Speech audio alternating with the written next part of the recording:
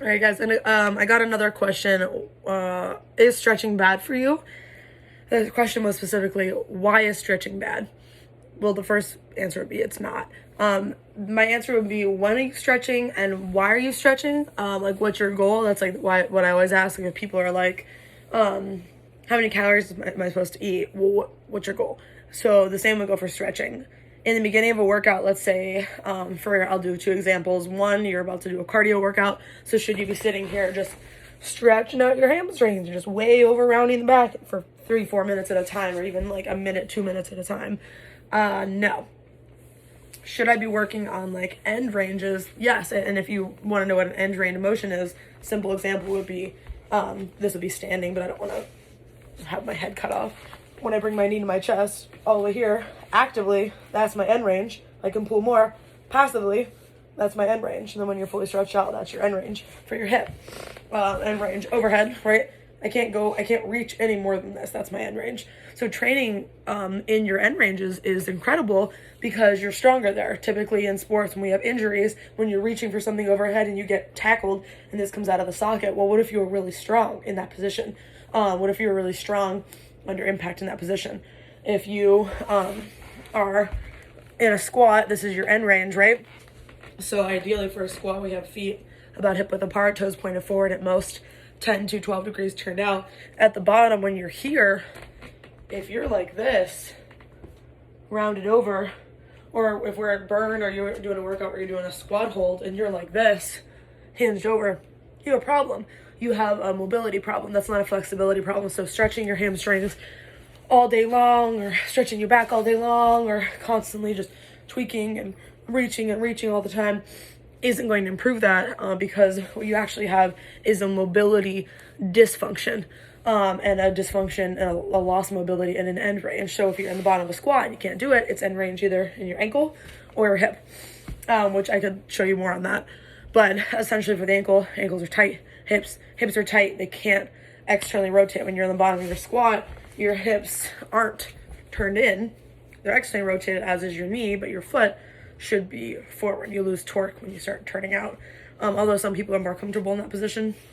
So unless you're under tremendous load, you don't have to worry about it. If you have 300 pounds on your back, you best not have your feet way out there, because you have no power in that position. You have nothing. Your hips are pulled inward. Your knees are starting to pull inward as you lift. So anyways, end range motion is different than flexibility. Obviously, like people who are in the splits, that's an end range. They can't reach any further. They can't do anything unless they broke their hips. They couldn't go any further. So should you train end range motion? Yes. And working in your end range is incredible because it prevents injury, and being in control of your limbs at all times. So being in control of, in the bottom of my squat, I can sit here, I can move my hips around, I can move my knees, I can adjust my ankle, I can actually improve my arch by gripping the ground with my feet.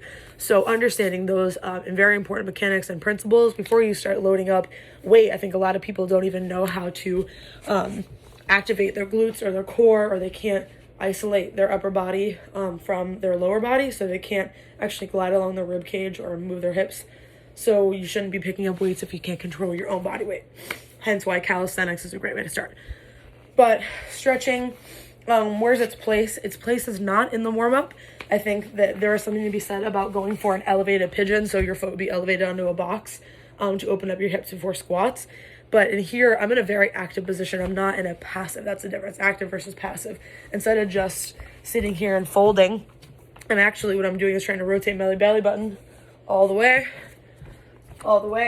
I'm flexing this bottom quad as hard as I can. Then I'm going to drop, relax, flex again.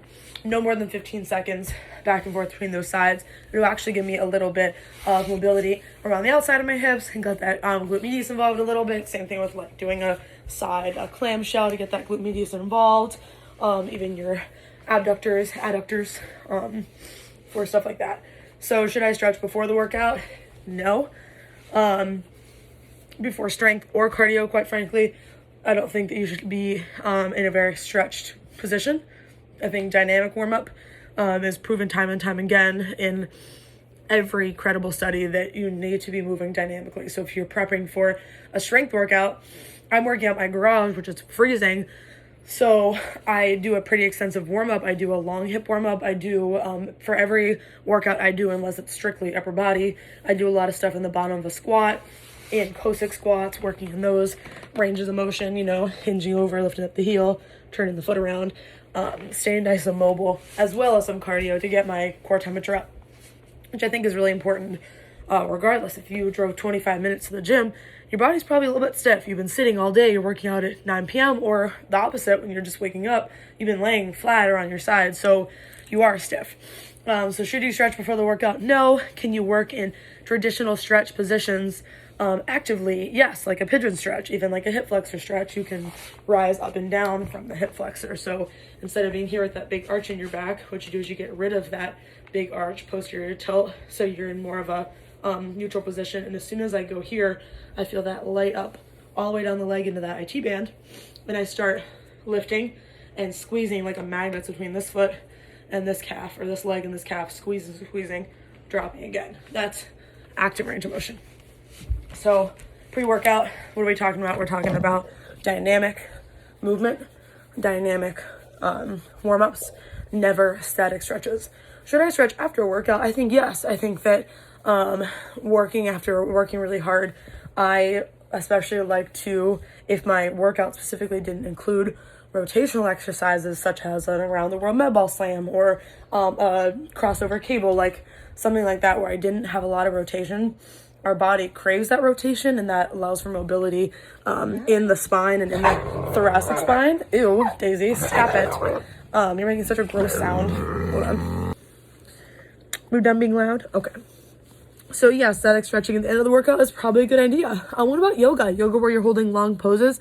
Again, you are never holding things passively. The only thing I would say that is passive usually is a forward fold, and typically within a yoga session you're not holding that for a 10 count or a 20 count, and a lot of people do that wrong anyways when they're trying to stretch their hamstrings. I see this all the time. People are like this and they're round in their back, or even like a slight round in their back.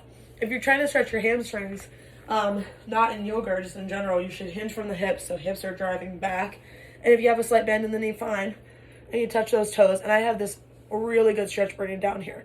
I can lock up my legs and keep a neutral spine because I've practiced it. A lot of people, they can't quite get there, so you need to get those shoulders back. You need to get that back neutral and take everything through your hips. So post-workout, yeah, stretching out, I like to take 20-30 seconds in my pigeon or crossing one arm over the other. For the shoulders, thoracic rotation, which is a more dramatic version of that, where this arm's looping through, this arm's cycling up, or the world's greatest stretch, where in that low lunge, opening, going back and forth for a few minutes. That's actually a really good warm-up too, since you're moving pretty actively.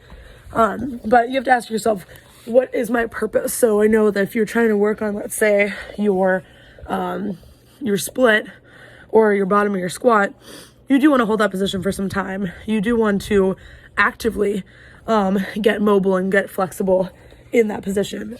So then eventually you're warm enough to be in the position of the squat or to be in the position of a split. Nobody, unless you were raised in dance or gymnastics where you can just drop into a split, when you're training for a split, no one just goes right into a split. You do some warm-ups. You're going to be in that kind of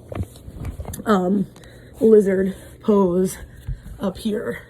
Right? I spend some time, I even open up the hip a little bit this way. I'm kind of noodling around and working on that pose, and then calf stretch, and then eventually you're getting your foot out, you're getting your leg extended, you're getting that quad working, and you're going to drop into your split, right? Which I honestly cannot do. But this would be like the lowest I can go, something I can work on. But when you're trying to get something that's in end range motion, spend some time in that position after you're already warm. If you're going to go in cold, you're going to injure yourself. So when should I stretch? Post-workout, active stretching, dynamic mobility, dynamic warm-up. Very important pre-workout. You should never go into a workout cold. I would never go into like a heavyweight lifting session without warming up, or I would never I would never run, but I would never go for a 3-mile run and just go. You spend some time, you do some leg swings, you open up the hips a little bit, spend some time on your feet. If you're looking for the proper order of how to warm up for any workout, I believe it's activate. So activate the muscles you're using. So that would mean letting up your hamstrings a little bit, some squats for running if I were doing upper body day, like I did a heavy chest today. So I did chest warm up, I did band pull apart, so I was activating those muscles, those adductors, push-ups, getting the chest involved, even scap push-ups, and then scap clocks, getting my scap in a position. Activate 1, mobilize 2. So I'm like, oh, this shoulder's a little tight. I'll put that roller bra on here and roll on it for a few seconds. I'll do a little bit of active mobility for legs. You know, I would do some mobility for my hips or for my ankle or both or calf. Even like a calf smash. Just put it on like an elevated surface and stretching it out like so. Right? And then warm up, proper warm up. So if you're running, starting at your walking, start your jogging pace, then get your steady running pace. If you're doing bench press, you start at lightweight, you work your way up in weight, and then get to your working weight, etc. Unless you're doing like a top set, then you still work your way up, do your top set, bring it down, work on your sets. So there's always a proper warm up. You never skip warm up, and you really shouldn't skip cool down either. That can be a little bit shorter, that can be delayed. I think it's really important to take care of the body. So if I'm stretching after the workout or on my rest days. Focusing on mobility, end range motion, end range mobility, end range flexibility, and not overstretching. You can easily overstretch. People are like, oh, I spent 10 minutes stretching my low back. Your low back doesn't need stretching. A lot of times when things are tight, it's because they're weak. Hip flexors generally are weak and they're overused. So you need to strengthen the hip flexor. You need to strengthen your low back with things like a seated row. Even if you don't have a seated row equipment, you can literally sit and loop a band through your feet and sit there and go for your row. Strengthen your low back. Go for some on a chair or a couch, on a bench. Go for even the edge of your bed. You can grab on the end and go for those hyper extensions. Reverse hyper, where you're coming up and lifting the legs and squeezing, or Supermans, stuff like that. So just because something feels tight per se, it doesn't mean it should be stretched. It should most likely be strengthened. So any questions on what current pains do you have? What issues are you having? What do you want to stretch? What do you want to work on? What's a motion or a position that you struggle with? And we could talk about that further. So